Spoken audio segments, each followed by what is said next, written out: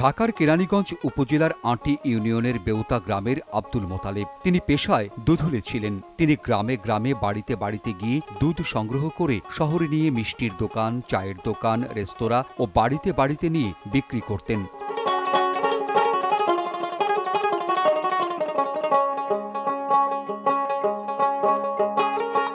প্রতিদিন খুব ভোরে ঘুম থেকে উঠে দুধ সংগ্রহের জন্য বের হয়ে যেতে হয় আর ফিরতে হয় সেই মধ্যরাতে। এই অক্লান্ত পরিশ্রম করতে করতে হাঁপিয়ে উঠেছিলেন তিনি গাভীর দুধ সংগ্রহের সময় ভাবতেন একদিন গাভী পালন করবেন। এভাবে তিনি টাকা গচ্ছিত করতে থাকেন।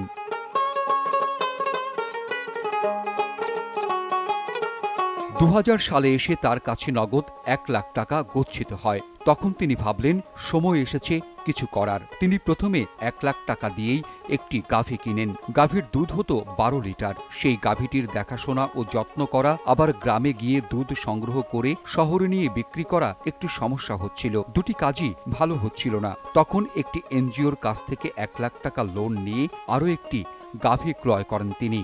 এই দুটি গাভী ও দুটি বাছুর নিয়ে তার ডেইরি খামারের যাত্রা শুরু হয়। তিনি দুধের ব্যবসা ছেড়ে দেন। তখন তার অনেক কষ্ট হয় সংসার চালাতে। একটি বছর কষ্ট করার পর 2002 সালে এসে তিনি খামারের দুধ বিক্রির উপার্জন থেকে 4টি বকনা বাছুর কেনেন। 2003 সালে তার 4টি গাভীতে দুধ দেয়া শুরু করে। 2005 সালে এসে তার খামারের 15টি গাভী দুধ দেয়া শুরু করে। তখন ঘুরে দাঁড়ান মোতালেব।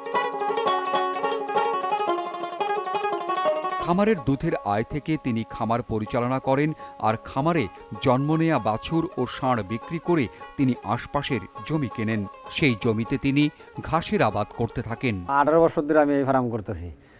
প্রথম আমার গরু ছিল না, আমি গ্রামে গাই দোয়াইতাম। আমি 2 লাখ টাকা গাই কিনছিলাম। আর কিছু গরু বাড়ছে। আমার বাড়িতে পড়া 50-60টার মধ্যে গরু ছিল। পরে দিয়ে বাংলাদেশ ব্যাংকেতে না আমার এক লোক আছে পরিচিত, আমার লোন করে দিয়েছে ফার্মার ব্যাংকেতে না 50 লাখ টাকা। 50 লাখ লোন করে দিয়ে 40 লাখ টাকা ফার্মটা করছি। বর্তমানে যেখানে খামারটি অবস্থিত এখানে জমি আছে 42 শতক। 44 লক্ষ টাকা খরচ করে এই সুন্দর শেডটি তৈরি করেছেন তিনি। শেডের সামনের জমিগুলো তিনি কিনেছেন। সেখানে তিনি ঘাস আবাদ করছেন। সামনে গরু বৃদ্ধি পেলে এখানেও তিনি শেড তৈরি করবেন। বিলে তার প্রায় 6 একর জমি রয়েছে, যেখানে তিনি ঘাস আবাদ করবেন। আমাদের প্রতিবেদন ধারণের দিন মোতালেবের খামারে দুধের গাভী ছিল 48টি, বাছুর ছিল 27টি, বড় ষাঁড় ছিল 5টি, বকনা বাছুর 5টি।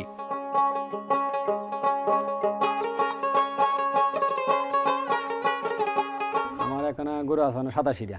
গরুরা ঘাস খাওয়াই, ভুসি খাওয়াই, 6-7 পদের ভুসি খাওয়াই সকাল বিকাল। গরু খাওয়াইতো, গরু ভালো করে দেখশন করতে হয়, গরু গুছু করাইতো, কোনটা কি হইলে না ওইটা নিজে দেখতে হয়।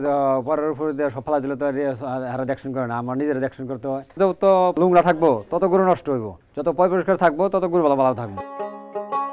মোতালেবের স্ত্রী সার্বক্ষণিক খামারটি দেখাশোনা করেন। খামারে কর্মচারী আছে 9 জন। প্রতিদিন দুধ উৎপাদন হয় 530 লিটার। এই খামারের সর্বোচ্চ 28 লিটার দুধ হওয়া গাভী আছে। মোতালেবের 3 ছেলে, তারা সব ভালো স্কুলে পড়াশোনা করে। গরুর পাশাপাশি মোতালেবের এই খামারে ছাগল আছে 7টি আর ভেড়া আছে 12টি। তিনি ও তার স্ত্রী সারাক্ষণ খামারে থাকেন বলেই তার খামারের এত উন্নতি। এছাড়া খামারে একজন বিশেষজ্ঞ চিকিৎসক রয়েছেন, যিনি নিয়মিত খামারে আসেন ও গাভীর রোগ ব্যাধি দেখাশোনা করেন। একটা খামার ভালো হইতে হলে আসলে খামারের সার্থকতা সফলতা আনতে গেলে প্রথমে খামারিকে, যে মালিক, ওনাকে প্রতিদিন খামারে আসতে হবে, সকালে এবং বিকালে 2 বেলায়। তাহলে খামার সফলতা আসবে।